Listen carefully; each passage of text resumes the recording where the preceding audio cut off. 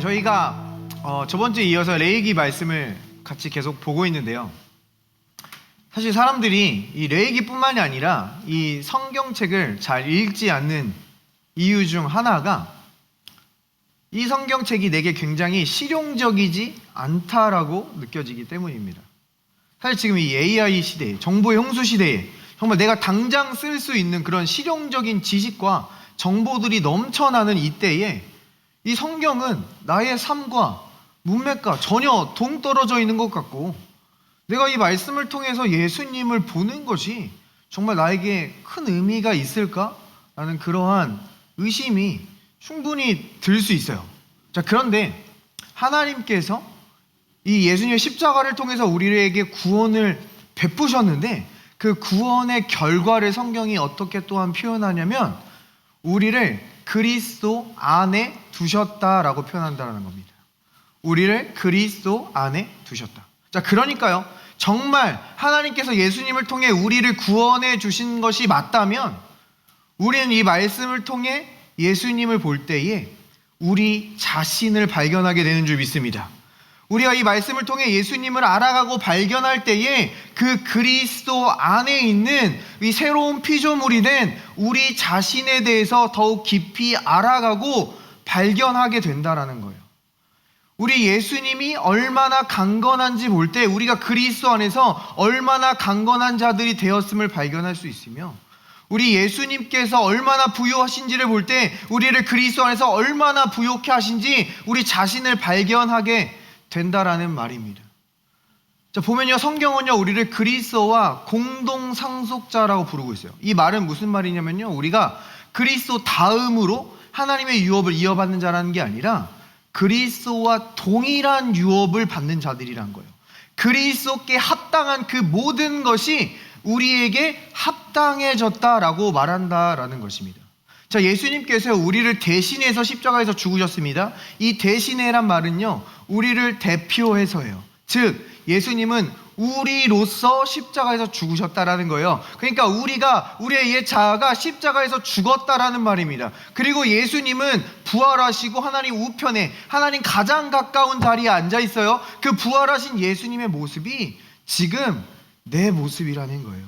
지금 우리의 새로운 정체성이다라고 우리에게 말해주고 있다라는 겁니다. 그러므로 우리는 이 예수님을 볼 때 내 자신을 바라볼 때보다도 예수님을 볼 때 우리의 진짜 정체성을 발견하게 되는 줄 믿습니다.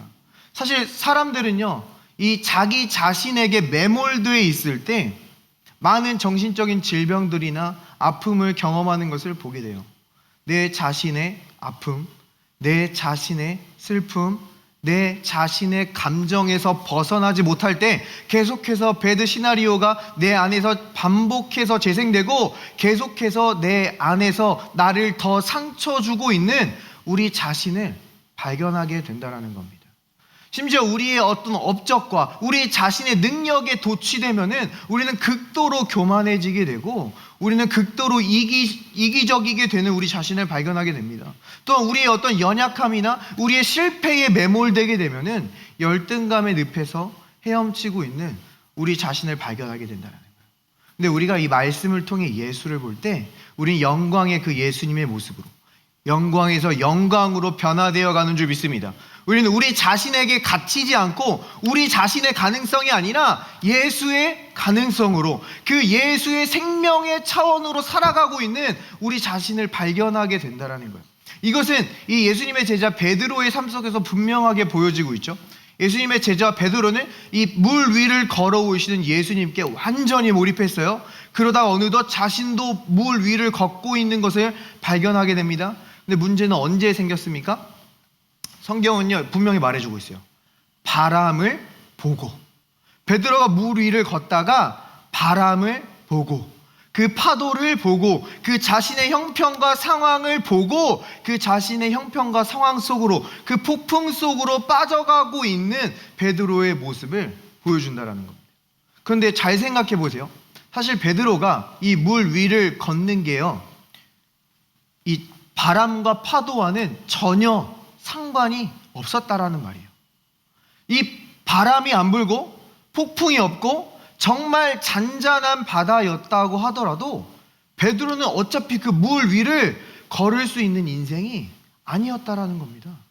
자, 마찬가지로 우리의 삶도 마찬가지예요. 우리가 예수님을 믿고 우리가 중생했다, 본 어게인 했다, 우리가 다시 태어났다라고 고백합니다. 우리는 이제 옛 아담의 생명이 아니라 하나님 차원의 생명으로 살아가게 된 거예요. 그러니까 우리의 인생이요, 지금 내 삶에 나타난 그 나에게 상처 주는 그 사람이 나타났든 나타나지 않았든, 내게 어떤 그 어려움과 문제가 나타났든 나타나지 않았든 우리는 그 모든 문제를 밟고 살아가는 인생으로, 인간 차원의 인생이 아니라 하나님의 놀라운 기적의 차원의 인생으로 우리를 불러주셨다라는 겁니다. 우리는 어차피 눈으로 보면서 걷는 자들이 아니라 믿음으로 걷는 자들로 불러주셨다라는 거예요. 우리는 믿음의 창시자요, 믿음의 완성자이신 예수를 바라보는 삶으로 우리를 불러주셨다라는 겁니다. 여기서 예수를 바라본다라고 했을 때 이 바라본다라는 이 헬라어 단어는요, 단순히 보는 것을 의미하는 게 아니에요. 이것은 다른 것을 다 제쳐두고 저것을 바라보다라는 의미입니다. 우리의 시선을 고정하다라는 의미예요. 좀 더 깊이 쓰일 때는 어떤 것을 조사하다, 탐구하다라는 의미로 사용되고 있어요. 그러니까요, 우리는 다른 것을 제쳐두고 예수께 시선을 고정하는 삶으로 부르심을 받은 줄 믿습니다. 우리가 말씀을 통해 예수를 조사하고 탐구할 때 어느덧 내 인생에 나타난 그 파도와 바람을 밟으면서 살아가고 있는 우리 자신을 발견하게 된다는 겁니다. 자, 한 주간을 돌아봤을 때 정말 내 삶에 많은 아픔과 슬픔, 정말 기근이다, 정말 열매도 맺히지 않고 딱히 보이는 것도 없는 그러한 한 주였다라고 그렇게 고백할 수도 있어요. 자, 그런데 우리의 하나님께서 우리의 눈을 열어주시지 않으면 우리는 겉표면에 있는 그 슬픔의 일들밖에 바라볼 수가 없습니다. 예수님께서 부활하셨음에도 불구하고 엠마오로 걸어가는 제자들은 예수님이 죽었다라는 그 슬픔의 사실밖에 바라볼 수가 없었어요. 마찬가지로 아브라함을 하나님께서 가나안 땅으로 인도하시는데 아브라함도 그 표면적으로 보이는 그 기근을 보고 약속의 땅이 아니라 엉뚱한 애굽 땅으로 내려갔던 것을 성경이 우리에게 보여준다는 겁니다. 자, 근데 우리가 이 기근이라는 단어를 성경에서 잘 찾아보면요, 기근은 라합이라는 단어예요. 이 라합이라는 단어는 이렇게 구성되어 있는 것을 보게 됩니다. 로시, 아인, 베트라는 철자로 구분되어 있어요. 근데 이 히브리어 철자들은요, 각각마다 그 의미를 가지고 있는 것을 보게 돼요. 그래서 이 로시라는 철자에는 머리, 리더라는 뜻이 있고요, 이 아인이라는 철자에는 눈이라는 의미가 있습니다. 그리고 이 베트, 우리 그레이스하우스 마크죠, 집이라는 의미를 가지고 있어요. 그러니까 지금 이 단어에 담긴 지금 그림이 무엇입니까? 리더가 머리를 들어 집을 바라보고 있다는 겁니다. 자, 이것은 우리에게 누가복음 15장의 탕자의 이야기를 떠오르게 해요. 이 탕자는요, 아버지의 품을 떠나 제 갈 길로 갔습니다.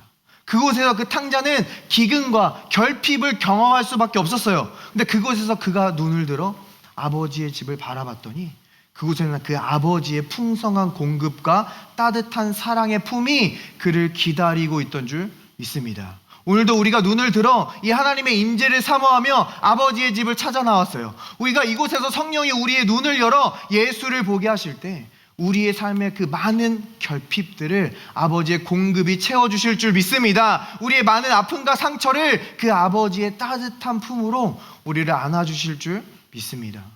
이 삶 속에는요, 많은 팔로워들이 있어요. 팔로워들은 리더들이 격려해주고 위로해 주어야만 어떤 안심을 얻고 무언가를 행하는 수동적인 모습을 보여줍니다. 그런데 이 하나님의 리더들은요, 스스로 아버지를 바라봄으로, 스스로 주님을 바라봄으로 내면에서부터 위로를 얻고 내면에서부터 동기부여를 얻는 사람들이라는 거예요. 하나님의 위대한 리더 이 다윗을 바라보면요, 그는 혼자 이 사울 왕에게 쫓김 당할 때 모두가 그를 배신하고 가족들과 헤어지고 이 어려움 속에 있을 때 아무도 그를 위로해 주지 않았지만 그는 스스로 눈을 들어 주님을 바라봄으로 위로를 얻고 힘을 얻고 동기부여를 받았다라는 겁니다. 그 다윗에게 오히려 몰려든 그 힘든 사람들이 이 위대한 리더를 통해 격려받는 모습을 우리에게 보여준다는 겁니다. 우리가 이렇게 스스로 주님 안에서 주님을 바라봄으로 회복되는 법을 배운다면, 우리가 스스로 주님 안에서 동기부여 받는 법을 배운다면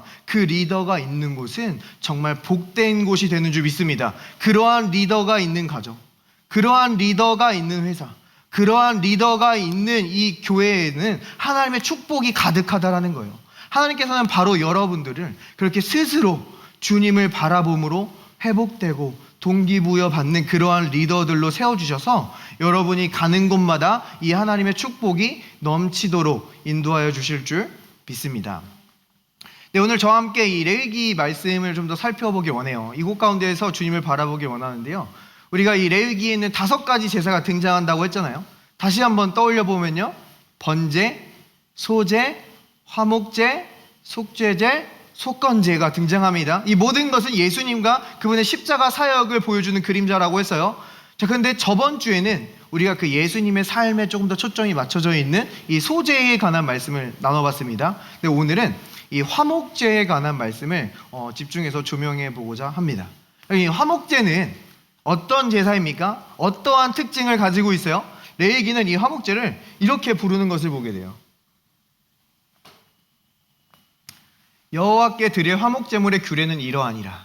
만일 그것을 감사함으로 드리려면 기름 섞은 무교병과 기름 바른 무교전병과 고운 가루에 기름 섞어 구운 과자를 그 감사제물과 함께 드리고. 자, 지금 이 화목제의 특징을 감사해서 드리는 제물이다, 감사제물이다 라고 부르는 것을 볼 수 있게 됩니다. 그러니까 이 화목제물은요, 우리의 죄를 용서받기 위해 드리는 게 아니에요. 내가 다른 사람한테 범죄했을 때 그것을 배상하기 위해 드리는 것이 아닙니다. 이미 하나님께서 내 삶 속에 행하신 그 놀라운 일에 감사함으로 드리는 제사라는 거예요. 이 이름이 화목제물이라고 해서 우리가 하나님과 화목하기 위해서, 하나님과 가까이 되기 위해서 드리는 제사가 아니라 이미 하나님과 가까워진 자들이 드리는 제사다라는 것을 말해주고 있는 거예요. 그래서 이 화목제물은요, 다른 제물과 다르게 이 제물을 드린 모든 가족들이 모여서 그 고기를 먹고 마시고 즐거이 이 축제를 벌이는 것을 우리는 보게 된다는 겁니다. 자, 근데 이 순서를 우리가 분명히 할 필요가 있어요. 이 죄 용서함을 받은 자들, 하나님과 가까워진 자들이 드리는 제사라는 겁니다. 이 오더, 이 시퀀스를 이 로마서는 우리에게 분명히 이렇게 또 증거하는 것을 보게 돼요. 그러므로 우리가 믿음으로 의롭다 하심을 받았으니 우리 주 예수 그리스도로 말미암아 하나님과 화평을 누리자. 보면요, 우리가 믿음으로 말미암아 의롭게 된 자들이, 이 의롭게 됨이 확신하게 된 자들이 지금 하나님과 화평을 누리자라고 우리에게 말해주고 있다는 겁니다. 자, 이 순서는요, 이 화목제를 드리는 이 시퀀스에도 분명히 나오고 있거든요. 화목제는 그 절차가 처음에 이렇게 돼요. 사람이 만일 화목제의 제물을 예물로 드리되 소로 드리려면 수컷이나 암컷이나 흠없는 것으로 여호와 앞에 드릴지니 그 예물의 머리에 안수하고 회막문에서 잡을 것이요 아론의 자손 제사장들은 그 피를 제단 사방에 뿌릴 것이며. 자, 보면요, 우리가 일반적으로 알고 있는 제사와 크게 다른 게 없지 않습니까? 번제와 속죄제와 지금 똑같은 순서로 되어지고 있다는 거예요. 자, 그러면 지금 이 순서들이 의미하는 게 뭐예요? 첫 번째, 이 예배를 드리는 사람들은 흠없는 제물을 제사장에게로 가져오게 됩니다. 이것이 상징하는 게 뭐예요? 우리가 하나님 앞에 나아갈 때 우리의 노력과 우리의 열심, 우리의 온전함으로 나아가는 것이 아니라 이 예수님의 온전하심을 의지해서 우리가 나아가는 것인 줄 믿습니다. 하나님께서는 내가 이번 주 잘 살았다고, 내가 이번 주 좀 선행 많이 했다고 우리를 기뻐해 주시고 받아주시는 게 아니라 예수님의 온전함, 그 예수님이 정말 완벽하게 그 구원의 일을 끝내셨기 때문에 우리가 어떤 상황에 있든지, 우리가 어떻게 넘어졌든지 우리를 받아주시고 우리의 예배를 기뻐해 주시는 줄 믿습니다. 자, 그리고 두 번째는요, 이 제물을, 흠없는 제물을 갖고 가면 그 다음에 안수하는 장면이 나와요. 안수는 어떠한 의미입니까? 안수는요, 이것 제물과 자기를 동일시한다는 의미예요. 우리가 이 흠없는 제물의 안수함으로 이 죄인은 모든 죄를 이 제물에게 전가하고요, 이 제물의 그 흠없음, 그 의로움이 이 예배를 드린 사람에게 전가됩니다. 자, 그 다음에 어떻게 해요? 이 안수를 한 다음에 이 동물을 죽이고 그 피를 뿌리는 것을 보게 돼요. 그러니까 이 희생 제물은요, 우리의 그 모든 죄와 우리의 모든 허물을 가지고 그 자신의 생명으로 대가를 치렀고, 그 대가인 이 피가 제단 사방에 뿌려지는 모습을 보여줍니다. 예수님께서 십자가에서 우리 죄에 대한 모든 대가를 이미 치렀고, 그 예수님께서 대가를 치렀다는 이 복음이 온 세계에 사방에 선포됨으로 하나님께서 우리에게 말씀하시기를 내가 너희의 불의를 긍휼히 여기고 내가 다시는 너희의 죄를 기억하지 아니하리라 우리에게 말씀하여 주실 수 있는 줄 믿습니다. 자, 이렇게 우리의 죄 용서함, 우리가 의롭게 된 이 절차가 끝난 다음에서야 이 화목 제물의 특징이 나온다라는 거예요. 우리가 이 죄 용서함이 확실해야, 우리가 의롭게 되었음이 확실한 자들이 비로소 하나님과의 화목과 화평을 누릴 수가 있음을 말해준다라는 겁니다. 자, 그러면 우리가 이 하나님과 화평을 누린다라는 이 말은 어떤 의미예요? 이 화평에 해당하는 이 헬라어는 에이레네라는 단어입니다. 평안, 평화라는 의미예요. 이것과 상응하는 히브리어는요, 샬롬입니다. 온전한 평안을 의미해요. 그리고 또한 이 화목제물을 의미하는 이 단어는요, 샬렘, 샬라임이라는 이 단수 복수로 사용되는데 그 어근이 샬롬과 동일합니다. 그러니까 뜻이 샬롬과 동일하다는 뜻이에요. 이 하나님의 평안, 하나님의 온전함을 우리가 누리게 된다라는 그런 의미로 우리에게 말해주고 있다는 거예요. 근데 이 하나님의 샬롬은요, 단순히 우리가 이 정신적인 평안, 심적인 평안을 의미하지 않습니다. 우리의 온 삶의 전 영역의 온전함, 우리의 삶의 전 영역의 평안함, 우리의 삶이 온전히 균형 맞춰지는 것을 의미한다라는 거예요. 그래서 이 샬롬이 동사로 사용될 때는요, 이 솔로몬 왕이 이 성전을 완공하다, 이 finished라는 단어에 샬롬이 사용되고 있는 것을 볼 수가 있고요. 또 이 누군가에게 잘못을 해서 그에게 배상을 해서 그의 손해가 완전히 복구되었을 때 두 배로 배상하다라는 단어에 샬롬이 사용됩니다. 또한 이 관계 가운데 샬롬이 사용될 때는요, 단순히 이 관계가 다투지 않는 관계가 아니라 서로가 서로의 유익을 위해서 완전히 협력하는 그런 관계를 표현할 때 샬롬을 사용한다라는 거예요.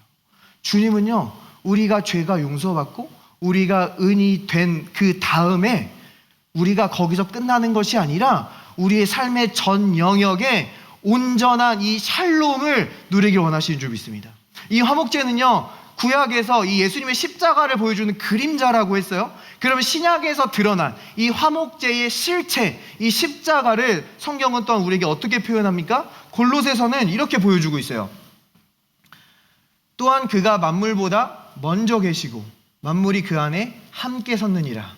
그의 십자가의 피로 화평을 이루사 만물 곧 땅에 있는 것들이나 하늘에 있는 것들이 그로 말미암아 자기와 화목하게 되기를 기뻐하심이라.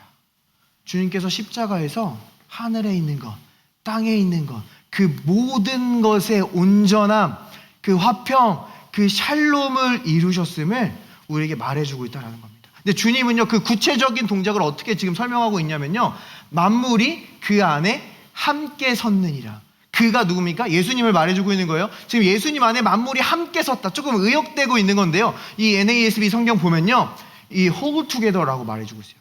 예수님이 이 모든 것들을 붙잡고 계시는 겁니다. 예수님이 이것들을 뭉치게 하고 있는 거예요. 하나 되게 하고 있는 거예요. 주님이 이 모든 것을 붙잡고 유지되게 하고 있다는 겁니다. 그러니까 우리가 우리의 삶의 주님과 주님이 하신 이 온전한 사역을 받아들일 때 주님께서 우리의 삶을 붙들고 계시는 줄 믿습니다. 우리의 사업장을 붙들고 계시는 줄 믿습니다. 우리의 건강도, 우리의 가정도 주님이 붙들어 주시고 유지시켜 주시는 줄 믿습니다. 우리가 실제적으로요, 우리가 스트레스 받고 독소가 몸에 들어올 때 우리의 이 DNA의 사슬이 풀려버립니다. DNA의 사슬이 풀리면은 거기로부터 질병과 노화가 진행되는 거예요. 근데 주님께서요, 그 DNA도 붙들고 계시다라는 거예요. 우리의 건강의 영역에서 샬롬을 주장하고 계시다라는 겁니다. 또 우리의 관계 속에서 문제가 생길 수도 있어요. 어떤 사람이 나에게 상처를 주고 떠나갈 수가 있습니다. 이 룻기에서도요, 이 나오미에게 엄청난 이 기근과 이런 황량한 일들이 벌어졌을 때 결국 그의 며느리 오르바는 그 품을 떠날 수밖에 없었어요. 그런데 하나님께서 룻을 붙잡아 주심으로, 그의 인생의 신실한 그 룻을 붙잡아 주시고 한 가정이 되게 하시고 유지시켜 주심으로 그들이 결국 그들의 인생의 기업물을 짜 보아스를 만나게 하시고 그들의 가정이 놀라운 하나님의 언약을 이루는 하나님의 도구로 사용될 수 있도록 인도하여 주신 줄 믿습니다. 주님은요, 우리의 죄를 용서하시고 의롭게 하셨을 뿐만이 아니라 이렇게 온 삶의 영역에서 이 주님이 우리의 모든 것을 붙잡고 샬롬을 이루어 가시는 것을 기대하고 받아 누리기를 원하신다는 거예요. 자, 그럼 조금 더 이 화목제에 대해서 알아보도록 하겠습니다. 지금까지 화목제는 다른 제사와 크게 다를 게 없었어요. 이제 화목제의 특징이 드러나는 것을 보게 됩니다. 그는 또 그 화목제의 제물 중에서 여호와께 화제를 드릴지니 곧 내장에 덮인 기름과 내장에 붙은 모든 기름과 두 콩팥과 그 위에 기름 곧 허리 쪽에 있는 것과 간에 덮인 커플을 콩팥과 함께 떼어낼 것이요 아론의 자손은 그것을 제단 위 불 위에 있는 나무 위에 번제물 위에서 살을 찌니 이는 화제라 여호와께 향기로운 냄새니라.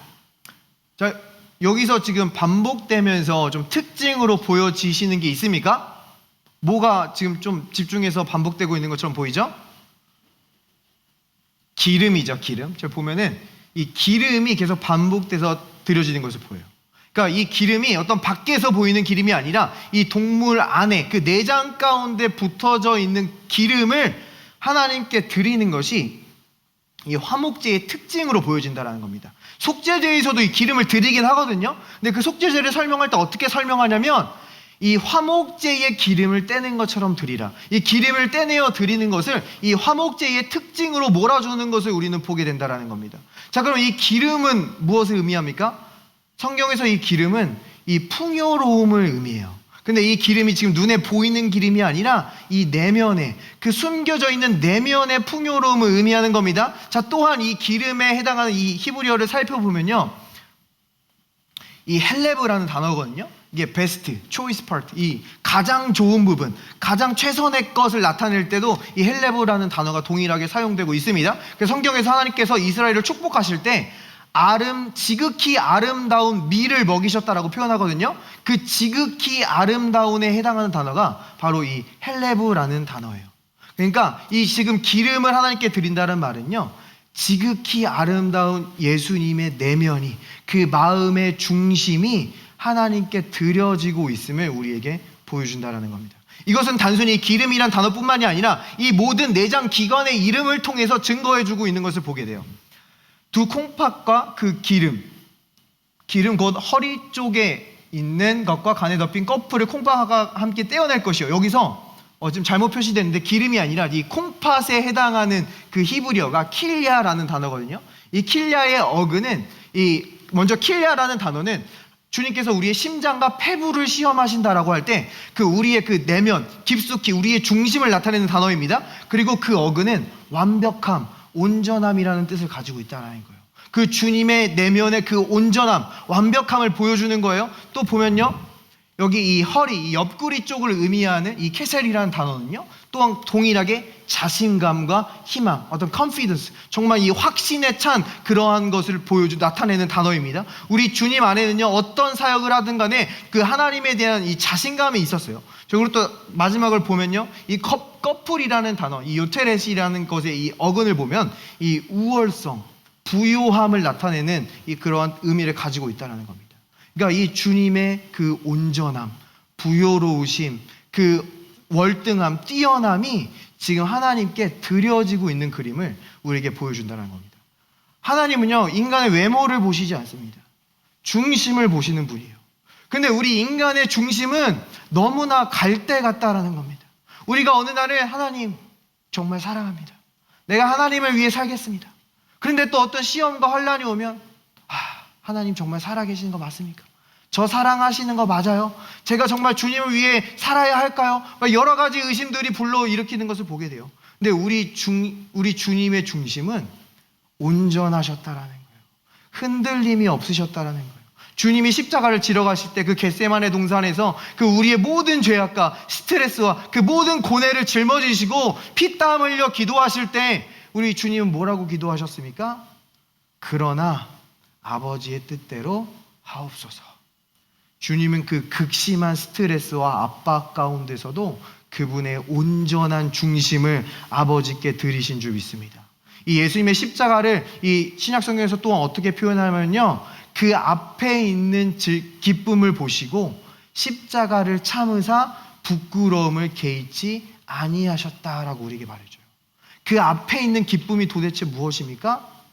바로 저와 여러분이 하나님과 화평하게 되고 이 온전한 샬롬을 누리는 그 모습을 말하는 거예요.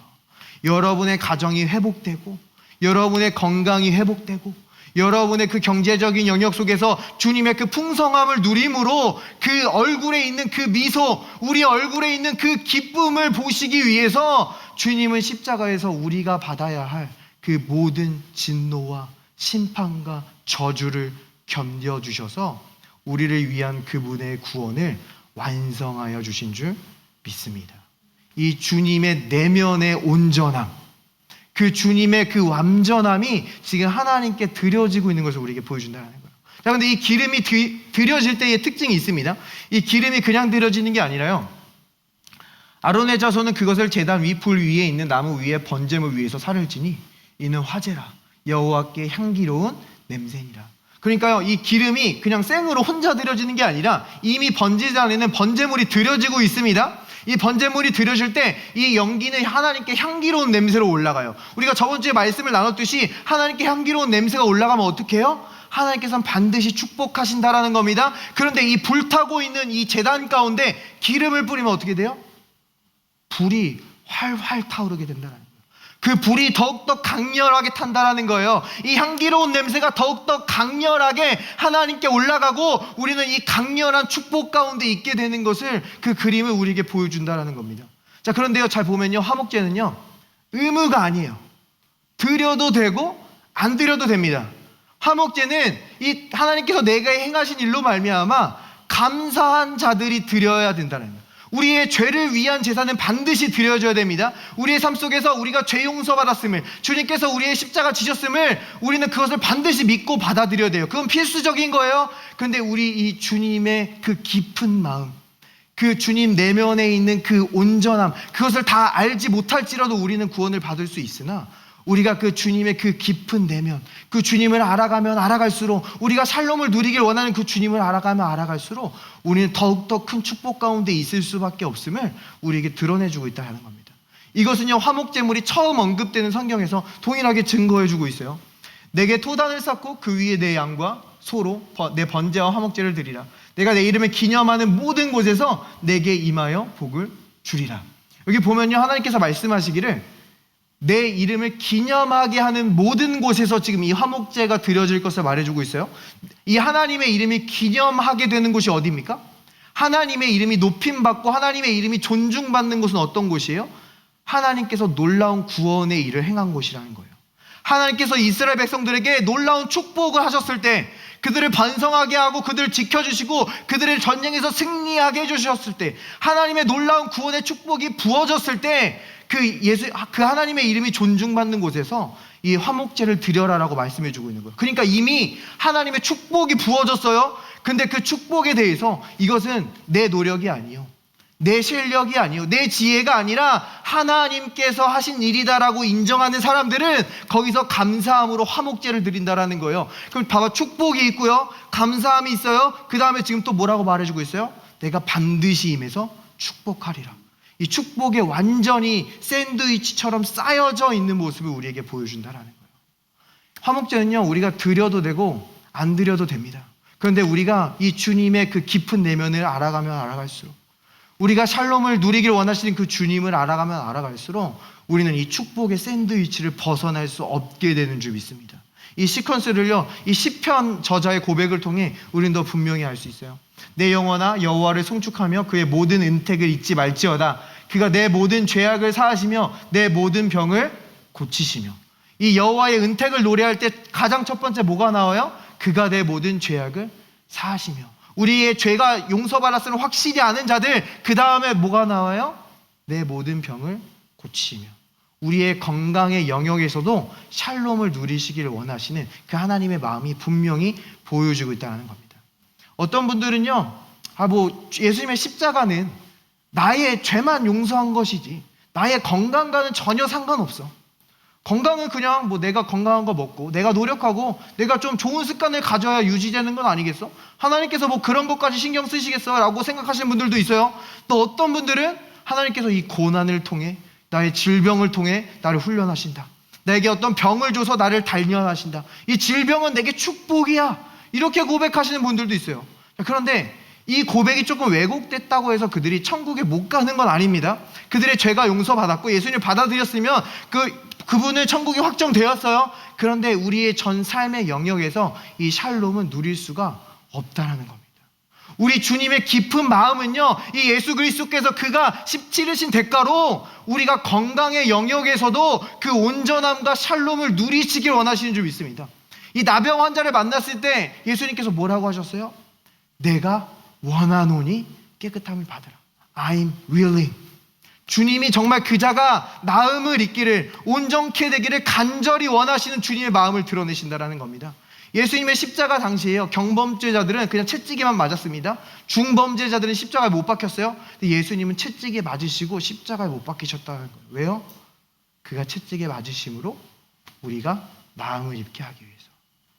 주님의 깊은 내면의 마음은요, 우리의 정신, 우리의 건강, 우리의 모든 육체가 온전하고 그 하나님의 샬롬을 누리기 원하시는 줄 믿습니다. 경제적인 영역에서도 마찬가지예요. 주님은 그분의 가난하심으로 우리를 부욕해 하셨다라고 말해요. 내 영혼이 잘된 같이 범사가 잘되고 형통하길 원한다라고 말씀하십니다. 주님이 이 땅에 오셨을 때 늘 그 아버지의 풍성한 공급에 대해서 말씀하시고 다녔어요. 내 목숨을 위하여 무엇을 먹을까, 무엇을 입을까 염려하지 말라. 내 세상은요, 늘 이 세상의 결핍에 주목합니다. 이 세상의 결핍에 주목하면요, 나의 염려와 걱정들이 몰려오는 것을 보게 돼요. 그리고 세상 사람들과 다투고 시기하고 질투하게 되는 것을 보게 됩니다. 세상 친구가 땅을 사면 배가 아플 수밖에 없어요. 왜요? 저거 내가 샀어야 되는 건데. 다른 친구가 복받고 승진하면 배가 아플 수밖에 없어요. 저 자리가 마치 저 친구한테 빼앗긴 것처럼 느껴진다라는 겁니다. 근데 하나님의 공급을 바라보는 자들은요, 저 사람이 자격도 없는데 저렇게 높이 승진했어? 와, 하나님께서 자격 없는 나도 세워주시겠구나. 그 하나님의 공급을 볼 수 있게 된다는 겁니다.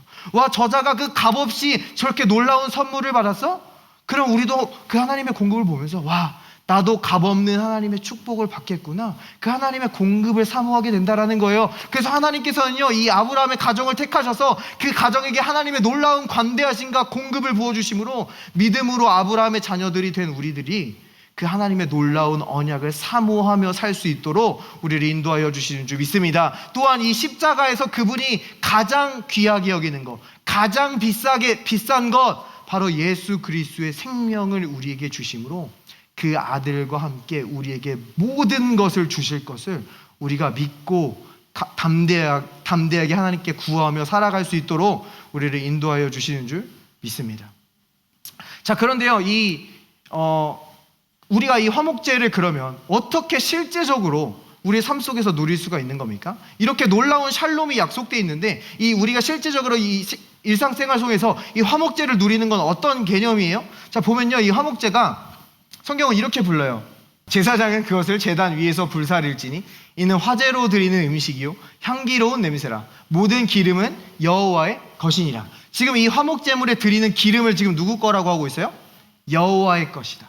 이거는 하나님께서 드시는 음식이다라고 말해줘. 그러니까 이 예수님께서 십자가에서 죽기까지 순종하신 그 온전한 순종은 하나님께서 받으시는 겁니다.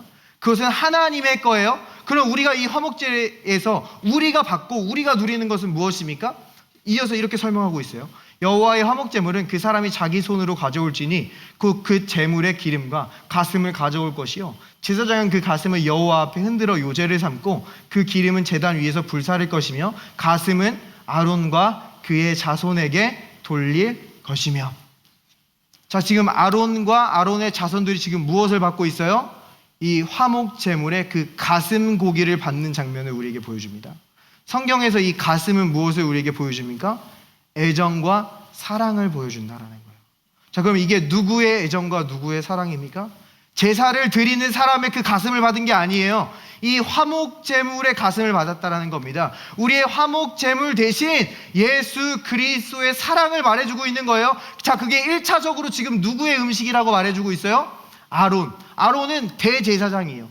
대제사장은 우리의 대제사장 대신 예수님을 말해주는 겁니다. 그러니까 예수님의 양식도 지금 예수님의 사랑이다라는 거예요.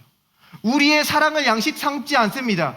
주님을 향한 우리의 사랑이 아니라 우리를 향한 주님의 사랑이 주님의 음식이라는 거예요. 주님은 우리를 사랑하실 때 오히려 더 힘을 얻으신다라는 겁니다. 이 요한복음 4장에서 사마리아 여인이 그 궁핍해 있을 때, 좌절해 있을 때 그 여인을 살리심으로 힘을 얻으시는 그 예수님의 모습처럼 주님은 우리를 사랑하실 때 주님은 힘을 얻고 양식을 얻게 되는 줄 믿습니다. 또한 두 번째로 아론과 그의 자손에게요. 그의 자손들은 제사장들입니다. 예수님께서 왕과 제사장으로 만들어주신 우리를 말해주고 있는 거예요. 우리에게는 이 예수님의 사랑이 필요하다라고 말해주는 겁니다. 자, 이것은 우리에게 무엇을 보여주는 거냐면요, 예수님과 우리가 지금 동일한 양식을 먹고 있어요. 이 예수님의 사랑이라는 동일한 음식을 먹습니다. 우리가 친구와 교제할 때도요, 맛있는 동일한 음식을 놓고 그것을 함께 먹고 마시며 교제하고 가까워집니다. 이처럼 우리가 주님과 주님의 사랑에 대해서 이야기하고 주님의 사랑에 대해서 느끼고 주님의 사랑을 받을 때 우리는 그 주님과 교제한다라는 거예요. 주님과 가까워진다라는 겁니다. 교회는 나의 사랑이 아니라 나를 향한 주님의 사랑을 자랑하는 곳인 줄 믿습니다. 내가 이렇게 열심히 했어. 내가 이런 업적이 있었어. 내가 몇 년 동안 이렇게 견뎠어. 나의 업적을 자랑하는 게 아니라 그동안 주님께서 나의 삶을 이렇게 돌보셨어. 나를 이렇게 사랑하셨어. 내 삶 속에 놀라운 사랑을 베푸셨어. 그 주님의 사랑을 이야기할 때 우리는 실제적으로 주님과 교제하고 더욱더 가까워질 수 있다는 거예요. 우리의 삶 속에는 이 주님의 사랑이 필요한 줄 믿습니다. 우리의 존재 자체가 이 주님의 사랑이 없으면 생겨날 수 없었다라는 거예요. 요한계시록에 보면요, 이 예수님을 표현할 때 창세전부터 죽임당한 어린 양이라고 표현하고 있거든요. 그리고 이 베드로전서에 보면요, 예수님을 창세전에 미리 아신 바 되었다. 이 말은요, 예수님의 십자가 죽음이 창세전에 계획되어 있었다는 겁니다. 그러니까요, 예수님이 그의 죽음을 받아들이기로 결정하지 않으셨다면 하나님은 창조를 시작할 수 없었다라는 거예요. 예수님께서 우리를 위해 십자가 죽을 것이 예수님께서 확정하셨기 때문에, 미리 계획하셨기 때문에 제 갈 길로 가고 우리의 자유의지로 죄를 향해 세상을 향해 나아가는 우리 사람을 창조하셨고, 결국 이 마지막 때에 나타나셔서 그 십자가에서 우리가 죄인 되었을 때의 그분의 사랑과 능력을 확증하여 주시사 우리가 그분의 사랑을 받을 수 있도록 인도하여 주신 줄 믿습니다. 우리의 삶 속에서요, 주님의 사랑이 필요해요. 이 세상의 모든 사람들은 가슴에 상처와 큰 구멍을 가지고 살아갑니다. 그것을 보이지 않게 하려고 이 외면은 더욱더 강한 모습으로 포장을 해요. 나의 노력과 나의 열심으로 그 구멍을 메워보려고 합니다. 그러나 나의 구멍을 메워주려는 옆에 그 사람들에게 더 큰 구멍을 만들어내는 그런 안타까운 모습을 우리는 보면서 살고 있다라는 거예요. 우리는 주님의 사랑이 필요합니다. 우리가 주님께 사랑받는 것을 막을 수 있는 것은 없어요. 우리가 그 주님의 사랑을 원한다면, 그 십자가에서 나를 위해 죽으신 그 사랑을 받기를 원한다면 우리는 언제나 그 사랑을 받을 수 있다라는 거예요. 근데 딱 한 가지 주님의 사랑을 막는 게 있습니다. 바로 우리가 주님의 사랑을 얻어내려고 하는 것. 주님께 사랑받을 만한 행동을 해서 주님께 사랑받으려고 하는 내 자기은은요, 주님께서 우리를 사랑하지만 내 스스로 그 주님의 사랑을 거절하게 한다는 거예요. 주님께서 이 땅에 오셨을 때 세리들도 죄인들도 어떤 부도덕한 여인들도 모두 다 주님께 나와 사랑을 받고 치료를 받고 회복을 경험했습니다. 근데 딱 한 가지 그룹만 주님의 사랑을 받지 못한 그룹이 있어요. 누굽니까? 바리새인들. 예수님께서 바리새인을 사랑하지 않으셨다라는 게 아니에요. 근데 바리새인들이 자신의 힘으로 자신의 구멍을 메워보려고 하고 자신의 행동으로 주님의 사랑을 얻어내려고 할 때 그 자기의가 그 바리새인들을 사랑하시는 그 주님의 사랑을 밀어냈다라는 겁니다. 그러니까요, 이 주님의 이 십자가가 이후에 사는 우리에게는요, 주님의 사랑을 막을 수 있는 게 없어요. 우리가 주님의 사랑을 받고자 한다면요, 우리는 주님의 사랑을 받을 수 있습니다. 우리의 죄도, 우리의 연약함도, 저번 주의 실수도, 저번 주의 넘어짐도 우리를 이 주님의 사랑에서 끊을 수 있는 것은 없는 줄 믿습니다. 이 주님의 사랑을 받아들일 때 우리의 모든 그 상처와 구멍에 주님의 사랑이 파도처럼 그 모든 것을 메꿔주셔서 우리의 삶에 진정한 샬롬을 이루어 주시는 것을 경험하게 될 줄 믿습니다. 자, 근데 단순히 화목제의 제물이 우리가 이 주님의 사랑, 가슴만 먹는 게 아니에요. 우리가 주님의 단순히 사랑을 감정적으로만 느끼는 게 아닙니다. 그 뒤에서 이렇게 말해주고 있어요. 또 너희는 그 화목제물의 오른쪽 뒷다리를 제사장에게 주어. 오른쪽 뒷다리가 우리의 양식이라고 말해주고 있습니다. 이 제물에서 오른쪽 뒷다리는요, 이 동물의 가장 강력한 부위예요. 그래서 성경에서 이 오른쪽 뒷다리는 힘과 권능을 상징합니다. 그러니까 이 하나님께서 우리의 삶에 행하시는 그 놀라운 능력이 우리의 삶의 양식이라는 거예요. 우리 삶에 하나님이 행하시는 놀라운 기적을 볼 때마다 우리는 더욱더 강력해진다라는 겁니다. 자, 근데 이 순서가 중요해요. 가슴이 나온 다음에 뒷다리가 나온다라는 거예요. 주님의 사랑이 나온 다음에 능력이 나온다라는 겁니다. 그리고 우리 세상은요, 흔히 능력을 먼저 추구해요. 더 강해지려고 하고 더 권능을 가지려고 합니다. 그런데 주님은요, 우리가 권능을 사랑하는 게 아니라 사랑의 능력을 갖기를 원하신다는 거예요. 주님의 마음이 움직일 때 주님의 능력의 오른팔이 움직인다라는 겁니다. 주님께서 이 땅에 오셨을 때 어떻게 하셨어요? 그가 무리를 보고 긍휼히 여기실 때 병자를 고치시니라. 나병 환자를 봤을 때 그를 긍휼히 여기실 때 그의 오른손을 내미시니라. 이 나인성 과부의 아들이 쓰러졌을 때 그녀를 불쌍히 여기시고 울지 말라. 그 주님의 마음이 먼저 터치되시고 그의 능력의 오른손으로 그 아들을 살려주셔서 그 가정을 축복하여 주신 줄 믿습니다. 그러니까 이 말은요, 우리가 주님의 사랑을 느낄 때 그건 단순히 감정적인 것뿐만이 아니라 그곳에는 반드시 하나님의 놀라운 구원의 능력이 따라오게 된다는 거예요. 하나님 우리를 단순히 긍휼히 여기실 뿐만이 아니라 우리가 그 주님의 사랑을 실제적으로 느낄 때 우리의 삶 속에는 우리를 지키시고 살리시고 높이시는 하나님의 그 구원의 능력이 반드시 따라온다는 겁니다. 자, 그런데 이 가슴살과 다리살을요, 성경은 또한 이렇게 부르고 있는 것을 보게 됩니다. 내가 이스라엘 자손의 화목제, 희생제물에서 흔드는 가슴과 들어올리는 앞다리를 취하여 이스라엘 자손 가운데서 받을 만한 영원한 규례로 제사장 아론과 그의 아들들에게 주었느니라 하시니라. 여기서 이 가슴살과 이 뒷다리를 표현할 때요, 흔든 가슴과 든 뒷다리라고 보여주고 있어요. 조금 전 구절에서는 요제와 거제로 보여집니다. 요제가 무엇입니까? 웨이브 오퍼링, 좌우로 흔드는 것이죠. 거제 힙 오퍼링, 위아래로 흔드는 겁니다. 이것은 우리에게 지금 무엇을 보여줍니까? 예수 그리스도의 십자가. 예수 그리스도 안에, 십자가 안에 있는 이 예수님의 사랑과 능력이 우리의 양식임을 보여주고 있어요. 자, 근데 이 십자가의 사랑과 능력을 지금 또 어떻게 표현하냐면요, 이것을 불로 드리는 주의 제물 중에서 아론의 기름 부음과 그의 아들들의 기름 부음의 몫이니, 이 사랑과 능력이 기름 부음에 속한다라는 거예요. 우리가 이 주님의 사랑과 능력을 먹을 때 우리의 이 삶 속에 기름 부음이 흐른다는 겁니다. 우리가 주님의 이 사랑과 능력을 의식할 때 우리의 삶이 그 기름과 함께 흐르는 것을 경험하게 된다는 거예요. 우리 삶 속에 기름 부으심이 없으면요, 우리의 삶이 굉장히 무겁습니다. 우리의 삶이 뻑뻑해요. 뭔가 제대로 돌아가지 않아요. 근데 우리의 삶 속에 기름 부으심이 흘러올 때 그곳에는 사탄의 멍에는 끊어지게 되는 줄 믿습니다. 모든 것은 부드러워지고 모든 것은 쉬워지고 가벼워지고 번영하게 된다는 거예요. 이 기름 부으심의 비결이 이 십자가에 담겨 있다라는 것입니다.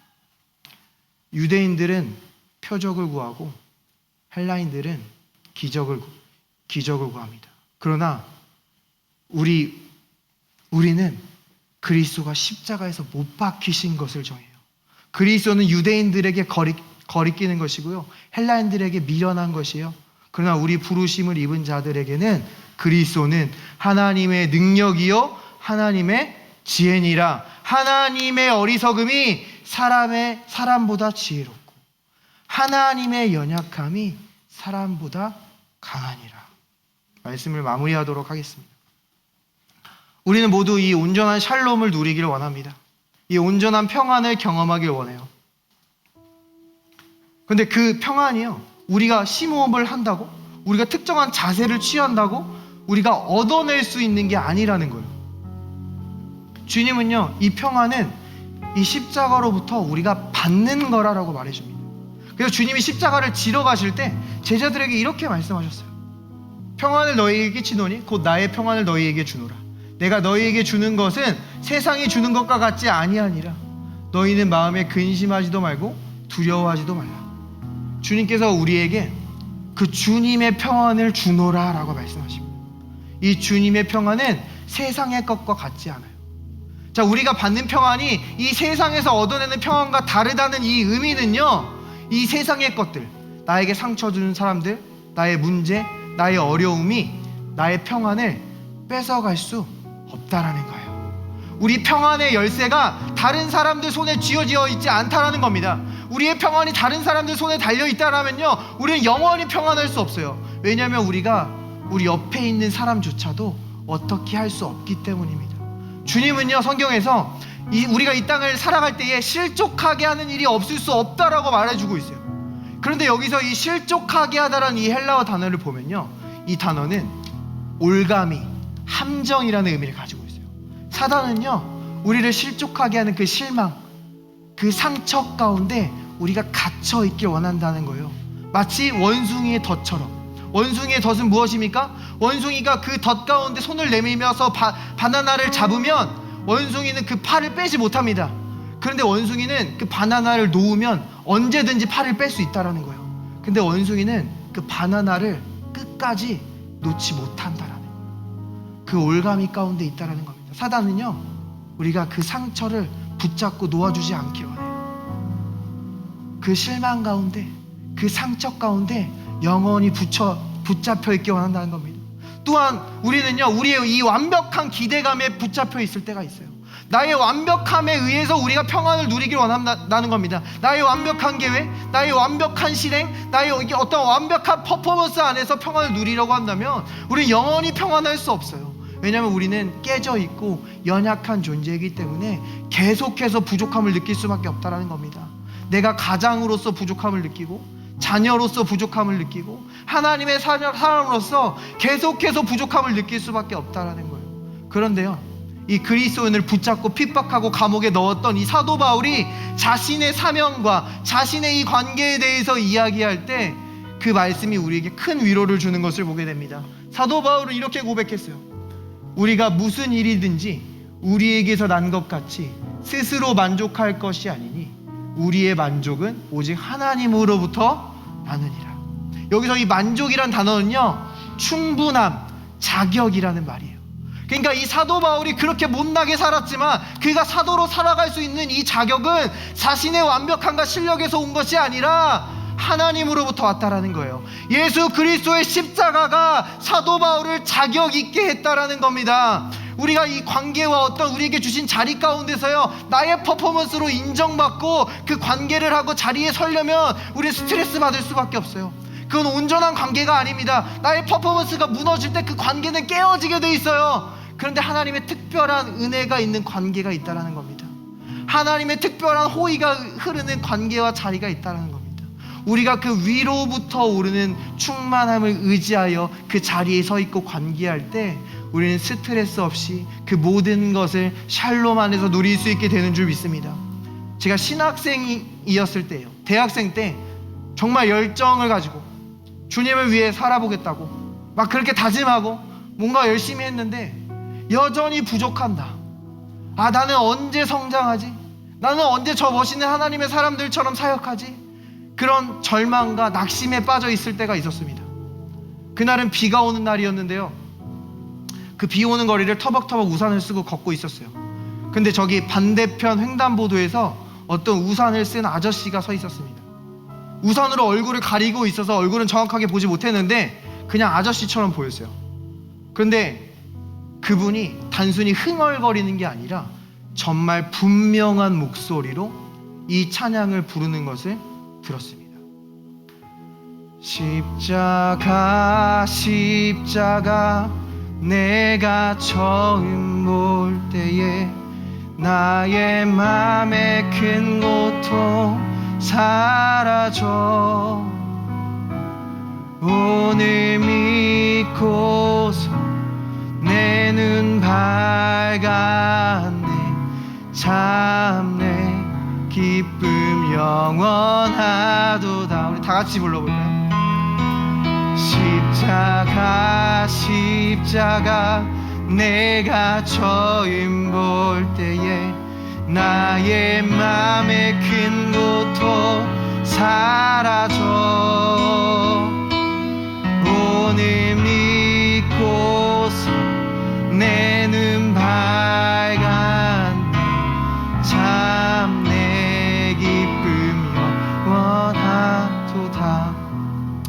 지금 오랜 세월이 지났는데 그때 갑자기 임했던 평안을 지금까지도 기억합니다. 예수님의 십자가가 나를 자격 있게 했기 때문에 내가 부족해도, 내가 연약해도 우리는 평안할 수 있는 줄 믿습니다. 예수님의 십자가에서 그분의 사랑과 그분의 능력이 온전히 보여졌기 때문에 우리에게 상처 주는 사람이 나타났을지라도, 나를 실족하게 하는 사람이 나타났을지라도 우리는 평안을 빼앗기지 않을 수 있는 줄 믿습니다. 예수님께서는요, 이 사람을 실족하게 하는 사람은 연자맷돌을 목에 메고 바다에 빠지는 것이 낫다라고 말씀하셨어요. 굉장히 무섭게 들리죠? 이것은 심판을 향한 말이 아닙니다. 이것은요, 하나님의 사랑하는 자녀들이 실족하게 되는 것이 하나님께 매우 가슴 아프다는 이야기예요. 하나님께 매우 큰 손해라는 이야기입니다. 예수님의 제자 베드로가요, 예수님을 저주하고 부인하고 그 실족했을 때 지금까지 넘어져 있다고 생각해 보세요. 지금까지 실족해 있다고 생각해 보세요. 그건 하나님뿐만이 아니라 이 교회에, 이 하나님 나라에 엄청난 손해라는 거예요. 하나님은요, 여러분이 실족해서 넘어져 있는 것을 매우 가슴 아파하십니다. 하나님은요, 여러분이 그 덫에서, 그 올가미에서, 그 상처에서 다시 일어나길 원하신다라는 거예요. 주님의 사랑, 이 십자가에서 그분의 사랑과 그분의 능력이 온전히 보여졌기 때문입니다. 우리가 이 시간 그분의 십자가를 바라볼 때 주님께서 우리를 온전하게 하시는 것을 경험하게 될 줄 믿습니다. 주님의 온전한 샬롬에 우리를 덮는 것을 경험하게 될 줄 믿습니다. 우리 그 십자가를 바라보며 영으로 기도하며 나가길 원합니다. Let us pray, Spirit. 주님이 이 시간 그레이스와 수의 모든 상처와 모든 구멍은 예수의 사랑의 파도로 메워 주시옵소서. 주님의 샬롬이 모든 사람과 모든 영역을 만져주시고 그 주님과 참된 화목을 모든 삶의 영역에서 누릴 수 있는 한 주 될 수 있도록 주님 축복하여 주시옵소서. We pray in Jesus' name. Amen.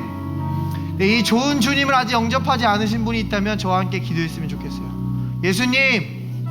예수님께서 나의 모든 죄를 용서하시고 의롭게 하셨습니다. 하나님과 화평케 하셨습니다. 나의 모든 삶의 영역에 샬롬을 주십니다. 아멘. 감사합니다. 예수님의 이름으로 기도합니다. 아멘. Praise the Lord.